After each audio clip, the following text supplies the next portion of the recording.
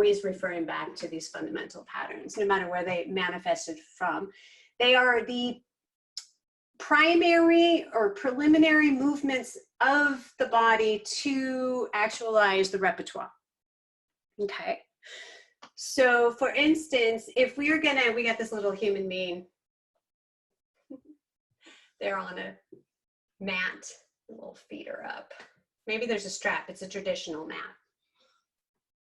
And their little arms are up with the bar, their head's on the ground, right? This is the ready position for the beginning of full body roll up once you're out on the ground.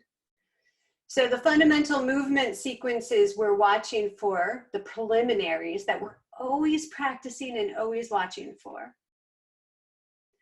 The first thing that's going to happen is these arms are going to come up till they're straight up towards the ceiling. Now we know when the arms move narrow to the body, that's called ribcage arm. So we know a fundamental sequencing pattern that we're always watching for and always focusing on in our own work is a really clear, eventually precise patterning of ribcage arms.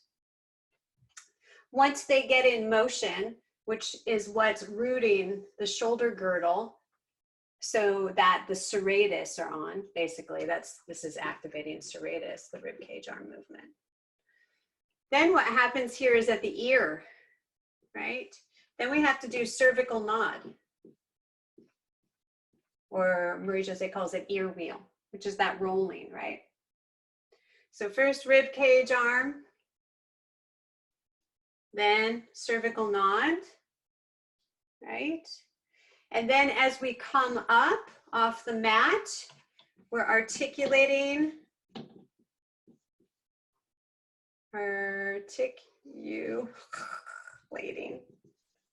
the spine in flexion.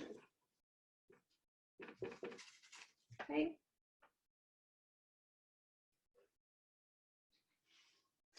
So we're all the way at the top, we're all the way over like this. As we come back, we're going to do sacral curl.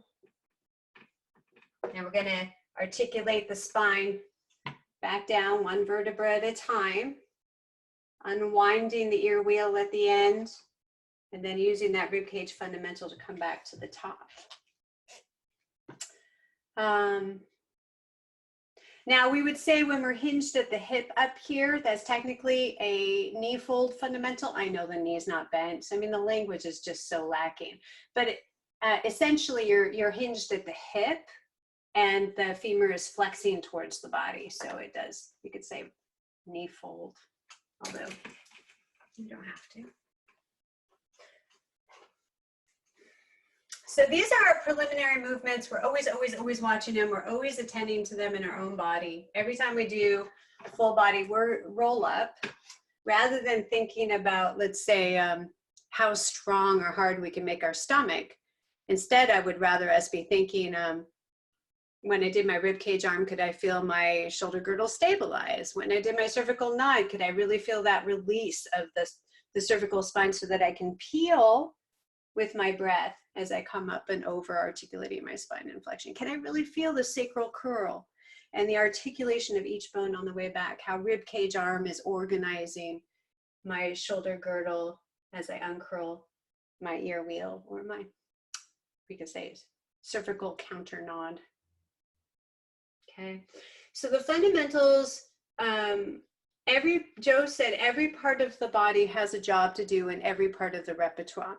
And your job studying with me is to understand what all those fundamentals are, to be able to see them in somebody's patterning, and then have the tools to help them